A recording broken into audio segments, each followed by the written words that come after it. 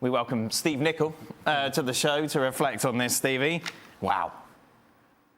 You're watching it and you can't believe what you're watching. No, and then it gets worse. I mean, you know it's going to be tough. You know, Brentford at home, they're a big, physical, strong side that will get after you. And so you have to be ready for that challenge. And you've got to say, as individuals, not one of them was ready for that challenge. And I think you also have to look at Ten Hag and say, have you really done your homework?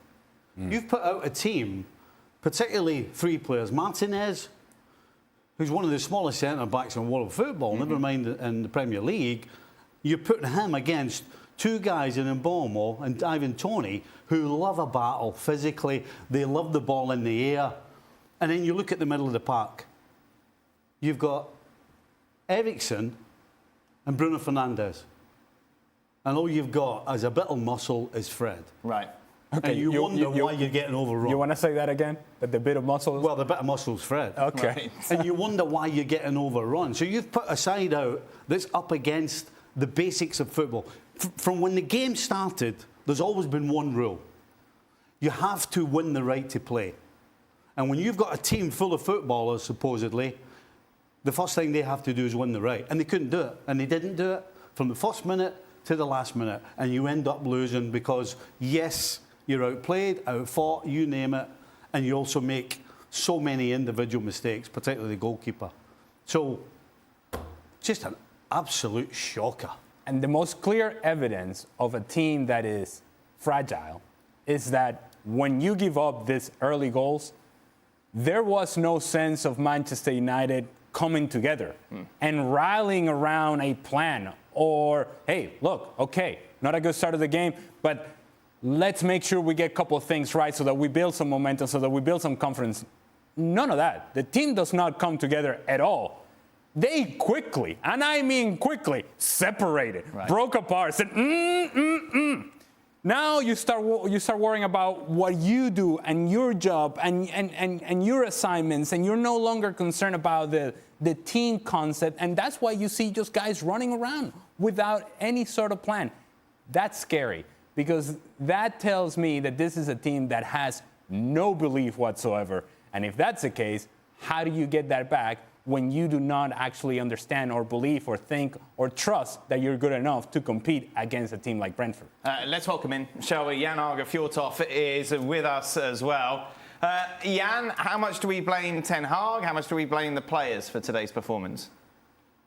And how much do we blame the club? I think this last week has been Manchester United, as they are in 2022. They more or less lost 4-0 every day in every department. I mean, they're looking for a striker, that Arnautovic, that McClaren had at Twente like for 200 years ago. I mean, so let's put it this way. The club is rotten. I mean, sorry to say, and in all departments, concrete, Old Trafford, hole in the roof. It's a terrible stadium. Used to be the best stadium to come to. That's been said. The two last games, I mean, it's unbelievable.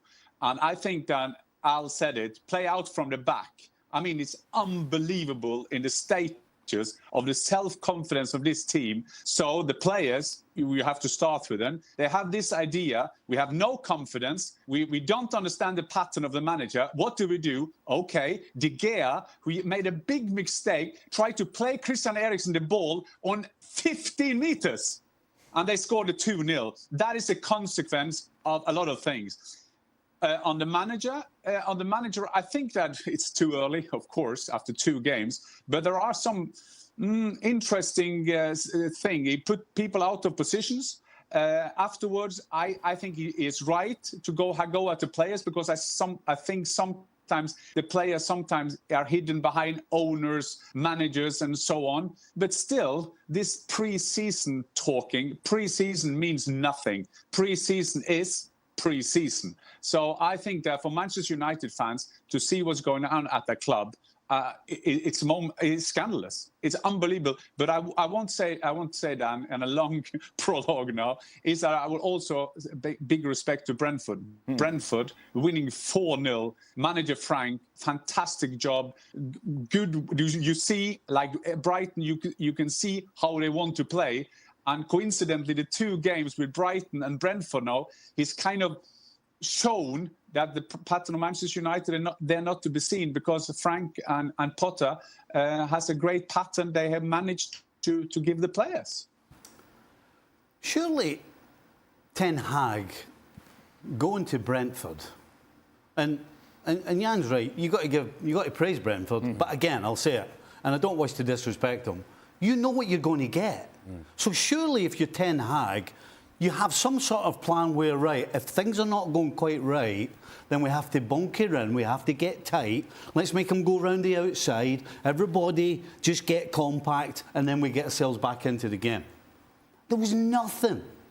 And you look at the experience they had on the field, people like De Gea, Maguire, Ronaldo. I mean, and the manager sat on the bench and did absolutely zero.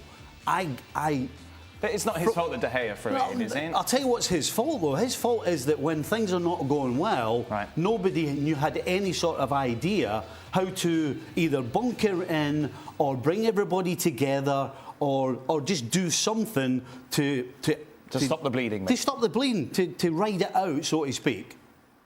Nothing.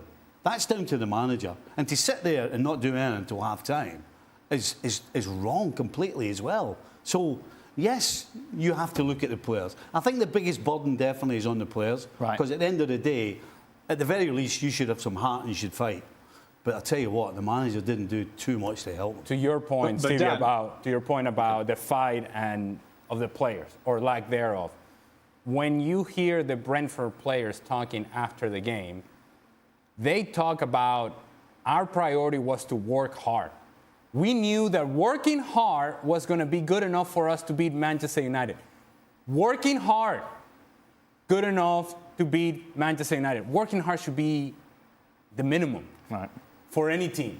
And yet, for Brentford, the players knew on the field, in looking at the Manchester United players, that if we just run, if we work hard, if we work together, we're going to be better than any of these guys, because they're not willing to do what we're willing to do. That's embarrassing. Yeah.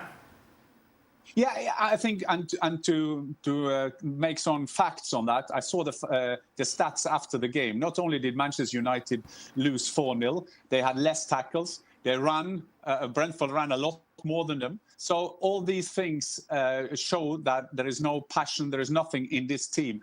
And you just got a feeling that sometimes people are saying that a manager will lose the dressing room. I think Ten Hag hasn't been there long enough to lose it, but he hasn't won the dressing room yet.